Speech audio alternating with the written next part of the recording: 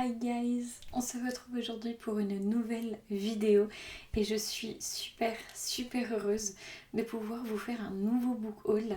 Voilà, je vous l'avais dit dans mon dernier book haul qu'il y en aurait un deuxième qui n'allait pas tarder puisque j'avais recommandé des livres, notamment sur Book Depository, qui en fait offre un large choix de livres en fait disponibles voilà, en VO, un peu dans toutes les langues. Mais moi surtout ce qui m'intéresse c'est qu'il y a énormément de livres en anglais et que généralement ils sont expédiés directement du Royaume-Uni. Donc ça m'intéresse vraiment d'avoir des exemplaires qui viennent tout droit du Royaume-Uni, qui sont à des prix qui je trouve sont quand même raisonnables. Les frais de port sont offerts, il y a souvent des petits codes promo comme ça que vous pouvez glaner un peu partout. Donc voilà, j'étais très contente de pouvoir repasser une commande chez eux. Et je suis également repassée faire un petit tour dans ma librairie préférée dans la ville où habitent mes parents, acheter quelques ouvrages supplémentaires. Donc j'ai un bon petit book haul de 5 livres. Donc voilà, on va commencer tout de suite par le français et puis je terminerai par la VO. Je commence sans tarder avec un livre que j'ai déjà presque terminé, donc voilà, je pourrais vous en parler un petit peu plus amplement. Il s'agit du libraire de Wicktown de Sean Bythell. Sean Bythell, c'est un libraire écossais qui tient donc la librairie de Wicktown. Donc c'est une petite ville de l'Écosse en fait, c'est une petite ville qui se situe en Écosse dans laquelle il a repris donc une librairie qu'il a appelée la librairie sans aucune originalité. Et en fait ce livre c'est en quelque sorte un journal. Je vais vous montrer un petit peu. Donc vous avez la date à chaque fois du jour et puis le nombre de commandes en ligne, le nombre de livres donc trouvés, un petit commentaire on va dire sur la journée, etc. Et en fait c'est tout simplement hilarant, c'est plein de sarcasme, ça retrace en fait toutes les perles que les libraires en fait voilà entendent toute la journée, toutes les demandes farfelues un petit peu auxquelles voilà ils doivent se soumettre. Et voilà, je trouve ça vraiment hilarant en fait, parce qu'on se retrouve avec des situations où on a voilà beaucoup de personnes dans la journée qui demandent à marchander pour le prix des livres, où voilà, ils parlent beaucoup des catégories de lecteurs en fait, enfin de lecteurs, de personnes qui viennent en librairie comme le fait George Orwell. Il s'appuie en fait pour chaque nouveau chapitre dans son livre sur un chapitre du livre de George Orwell qui a écrit Quand j'étais libraire. Et donc chaque nouveau chapitre dans le libraire de Wicktown est ponctué d'une citation du livre d'Orwell. Et en fait je trouve ça juste hilarant quoi, parce qu'on le suit sur je sais pas combien de temps, mais voilà, ça doit faire un an. Et en fait, tous les jours, il nous raconte des anecdotes, des choses. Voilà, si vous aimez les livres qui parlent de livres qui sont drôles, qui sont un peu comme ça, pince sans rire, un peu sarcastiques, si vous avez envie d'entendre les confessions d'un libraire, tout ce qui se passe de bizarre et de farfelu, tant par rapport à ses employés que par rapport aux clients, ce livre est fait pour vous. En plus, la couverture est sublime. Je l'ai trouvé donc chez ma petite librairie de quartier à 8,90€. C'est publié chez J'ai lu. Et franchement, c'est génial. C'est un bon pavé. Il fait 500 pages. Comme vous pouvez le voir, il me reste 40 pages.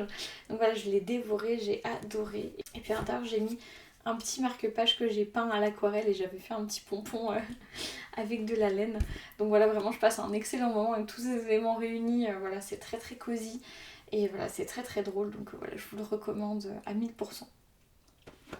Ensuite, j'ai acheté, sans surprise aucune, un livre d'une de mes maisons d'édition, si ce n'est ma maison d'édition préférée. J'ai acheté un livre de chez Charleston en format poche. J'ai acheté La lettre d'amour interdite de Lucinda Riley.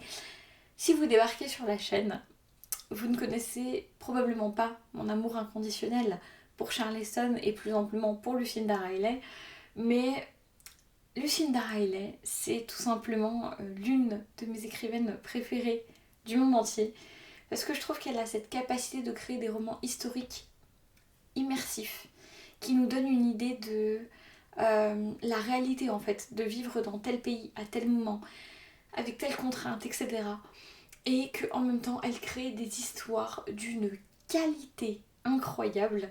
Et voilà, et je me suis plus amplement penchée les derniers mois qui sont passés sur toutes les autres autrices et auteurs que publiait Charleston, même si c'est majoritairement des femmes, voire exclusivement des femmes. J'ai trouvé beaucoup de petites choses qui me tentent bien. Donc voilà, je pense que je vais pas tarder de refaire des achats chez Charleston.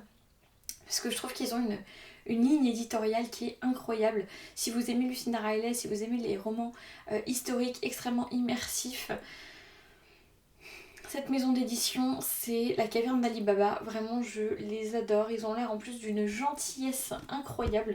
On est encore sur un bon pavé, hein, comme sait le faire Lucinda Riley. On est sur 670 pages. Je l'ai payé 9,50 €. Et la lettre d'amour interdite, ça va tout simplement nous raconter... donc j'ai lu rapidement la 4e de couverture parce qu'en fait, je déteste lire les 4e. Je trouve que c'est un peu une forme de spoil. C'est comme les bandes annonces des films. J'ai horreur de les regarder parce que je trouve que souvent ça en dit trop. Et ce que je peux vous dire, c'est qu'en fait, ça va parler d'une journaliste londonienne qui se trouve un peu brusquée par son patron pour aller couvrir les funérailles de Sir James Harrison, qui vient voilà, de décéder à l'âge de 95 ans. Et en fait, apparemment, voilà, elle n'est pas très enchantée d'aller faire ce reportage parce que ça a peu de chance de lui déclencher en fait la carrière qu'elle espère. Et pourtant, elle va commencer en fait, donc allant couvrir ses funérailles, à remonter en fait la piste d'un mystère en fait, voilà, qui s'est passé dans la vie de cet homme qui vient de décéder. Et de là va en découler toute une petite investigation pour résoudre ce mystère. Et vraiment, j'ai extrêmement hâte d'ouvrir ce bouquin. Voilà, je ne répéterai jamais assez à quel point j'aime Lucinda Riley, à quel point j'aime Charleston, et vraiment c'est une maison d'édition incroyable. Donc si vous n'avez jamais rien lu de chez eux, je vous conseille vraiment d'aller faire un tour dans leur catalogue. Sur le site de Charleston, vous avez toutes les dernières sorties en fait, toutes les dernières parutions, que ce soit en grand format, en format poche, etc., qui vont sortir. Et vraiment, je vous conseille à 1000% d'aller jeter un oeil parce que c'est juste incroyable. Ils font un travail incroyable et voilà, je suis très heureuse d'avoir un livre de plus de chez eux. Ensuite, dernier livre et pas des moindres que j'ai donc acquéri à ma petite librairie préférée. Il s'agit des Mémoires d'une jeune fille rangée de Simone de Beauvoir. Ça fait très longtemps que je voulais lire les Mémoires d'une jeune fille rangée. Il faut savoir que je suis pas une grande adepte globalement de Simone de Beauvoir. Je suis plus sur Simone Veil par exemple. Parce que Simone de Beauvoir, c'est un personnage qui est, je trouve, à raison, très controversé, que ce soit par rapport à la Seconde Guerre mondiale, que ce soit par rapport à ses mœurs, avec son mari, voilà. Bon, je suis pas une fan inconditionnelle de Simone de Beauvoir, même si je trouve qu'il y a quand même un grand nombre de choses qu'elle a fait et qui sont non négligeables pour les femmes, pour la littérature, etc. C'est pour ça que j'ai vraiment tenu à lire ce bouquin qui également va m'épauler dans un projet qui me tient à cœur, dont je vous parle souvent sans parler trop de ce que c'est. Mais voilà, c'est un livre qui doit m'épauler pour ce projet, donc il fallait que je l'achète. Et je suis très impatiente de découvrir la plume de Simone de Beauvoir. Il me semble que j'ai dû lire des petits passages du deuxième sexe. Mais voilà, j'ai jamais lu les Mémoires d'une jeune fille rangée. J'ai extrêmement hâte de me plonger dedans et j'espère que je serai pas déçue, mais honnêtement j'ai peu de doutes parce que voilà, ses compétences d'écrivaine ne sont plus à démontrer. Donc voilà, si vous l'avez déjà lu, n'hésitez pas à me faire un petit retour en commentaire, ça me ferait vraiment plaisir. Donc voilà pour ça. Ensuite, on va passer aux 2 VO que j'ai achetés donc sur Book Depository, que j'ai vraiment pas payé cher. Je crois que je les ai respectivement payés quelque chose comme 12 pounds et genre 11 pounds, un truc comme ça. Donc tout d'abord, j'ai acheté un livre dont j'ai entendu parler plusieurs fois, notamment dans le podcast The Breakfast Book Club qui est tenu par Emily, que j'aime beaucoup. Si vous parlez anglais et que vous voulez entendre parler de livres de manière un peu un peu chill, un peu voilà, c'est très convivial. Elle invite des personnes, que ce soit des écrivaines, des bookstagrammeuses, etc.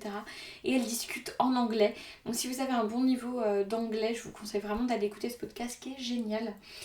Je sais que je l'avais déjà mis et déjà J'en avais déjà fait l'acquisition avant d'en entendre parler sur ce podcast. Je sais plus du tout, j'en ai entendu parler pour la première fois. Mais il s'agit en tout cas de Everything I Know About Love de Dolly Alderton. Et vraiment, ce livre a l'air juste génial. C'est apparemment un best-seller du Sunday Times et vraiment j'ai trop hâte de lire ce bouquin. Derrière, il n'y a que des avis donc extrêmement positifs. La couverture est magnifique comme seuls les anglo-saxons savent le faire. C'est édité donc chez Penguin Books et vraiment j'ai extrêmement hâte de le lire.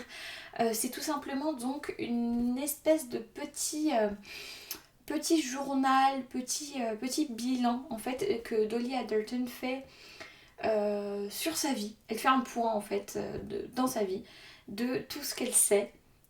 Tout ce qu'elle sait à présent en fait à propos de l'amour, ses échecs, ses ratés, ses essais, voilà. Je trouve que ça promet d'être un livre extrêmement réaliste, empreint de beaucoup de d'un côté de naïveté et en même temps de sagesse. Je sens que ça va être à mourir de rire. J'ai vraiment hâte de me lancer là-dedans. Je sais pas. Ça a l'air incroyable honnêtement. J'ai vu beaucoup d'avis positifs, beaucoup de gens qui disaient qui au début ils avaient pris, voilà c'est ce qu'Emily notamment disait dans son podcast, qu'au début elle avait pris ce livre voilà, dans un aéroport, un peu comme livre cliché d'aéroport à lire pendant un voyage etc. Et qu'au final elle avait été extrêmement surprise par la qualité en fait et la pertinence de l'œuvre de Dolly Alderton. Et voilà, je sais pas, je sens en fait déjà, ça arrive souvent avec des bouquins qu'on est comme ça un petit feeling de en fait ce qui va se passer et de la relation un peu qui va se nouer entre nous et le livre. Et donc voilà, j'ai très hâte de me plonger dedans et je vous le conseille à 1000% parce que je sens que ça va être une lecture incroyable. Voilà, j'espère vraiment que je vais pas me porter l'œil en disant ça et que ça se trouve je vais être extrêmement déçue. Mais voilà, je pense pas, c'est un livre qui promet d'être extrêmement intéressant, extrêmement formateur. Dernier livre, et pas des moindres, c'est un livre dont je dois... disons que l'achat de ce livre, je le dois à Alex, de la chaîne Alex Booking en Prada, Alexandra, qui m'a fait acheter ce bouquin. Comment dire, disons qu'elle ne tarissait pas d'éloges à son sujet, et que... bah voilà, en bonne influencée que je suis et en bonne abonnée que je suis, j'ai couru l'acheter. Il s'agit de Anne of Green Gables de L.M. Montgomery. Comme vous pouvez le voir, j'ai une édition. Est-ce qu'elle n'est pas absolument sublime? Et elle coûte 3 francs 6 sous. Et c'est-à-dire que tous les tomes de la saga sont dans la même édition, mais en fait sont déclinés en plusieurs couleurs. Et juste, regardez-moi ça. Donc voilà, en fait je l'ai écouté en parler. Je l'ai écouté dire que ça parle d'une petite fille qui s'appelle Anne, qui est orpheline et en fait qui se trouve un peu baladée de famille en famille comme ça et exploitée comme main d'œuvre bon marché dans des fermes etc. Et puis un jour, elle va être adoptée par mégarde par un frère et une sœur qui croient adopter un petit garçon et petit à petit ils vont donc s'attacher à cette gamine qui a pas sa langue dans sa poche, qui est solaire, qui est pleine d'une vision de la vie en fait lumineuse. Apparemment, elle est juste incroyable cette gamine. Et en fait, moi j'ai eu envie de m'attacher à cette gamine, j'ai eu envie de découvrir son histoire, j'ai eu envie de plonger dedans, peut-être la première, donc je suis allée l'acheter. Là vous pouvez voir les autres tomes de la collection, comme je vous disais, qui se déclinent en fait en plusieurs couleurs. Apparemment, l'autrice a été particulièrement productive parce que je sais plus combien il y en a, mais en fait il y en a un sacré paquet. Donc voilà, j'ai eu envie de me plonger dedans, j'ai eu envie d'avoir en VO parce que si c'est un texte aussi incroyable que tout le monde le laisse entendre, j'ai vraiment envie d'avoir accès en fait à la plume originale de Montgomery et honnêtement je pense pas être déçue. Donc voilà, si jamais ça vous donne envie, n'hésitez pas à l'acheter parce que pareil, il y a... Et puis en fait c'est juste trop beau, à chaque fois les débuts de chapitre vous avez un petit truc comme ça, enfin ça a l'air trop kiki, ça a l'air trop plein de good vibes et de... Ah je sais pas, j'ai vraiment envie de me plonger dedans, ça a l'air encore une fois d'être hyper immersif. un récit d'une grande qualité avec des personnages forts. Donc voilà, puis la couverture, non mais elle est juste magnifique. Donc voilà, c'est déjà tout pour ce book haul. Je pose mon livre même si j'ai très très envie de le garder. Et voilà, tout ça pour vous dire, petit message de fin, n'hésitez pas à aller soutenir vos libraires de quartier. Ils en ont grandement besoin. N'hésitez pas également à limiter au maximum vos achats sur Amazon, sur les gros sites comme ça. Et voilà, privilégier les petites librairies de quartier parce qu'ils en ont vraiment besoin.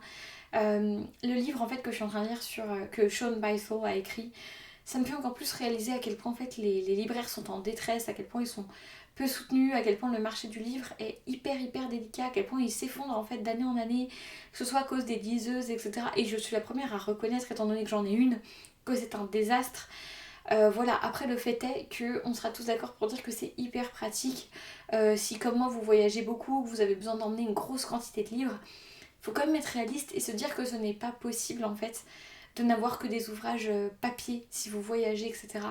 Après voilà, si vous n'êtes pas dans ce cas-là, voilà, il faut essayer de privilégier au maximum les petites librairies, faire travailler nos libraires tout simplement parce qu'ils ont besoin de notre soutien. Donc voilà, j'ai fini de vous embêter avec les petits messages voilà, de fin de vidéo, mais je trouve que c'est important de le rappeler. En tout cas, je vous fais de gros bisous, j'espère vraiment que ça vous aura donné envie d'acquérir certains de ces ouvrages. En tout cas, je vous fais de gros bisous, je vous dis à la prochaine, ciao.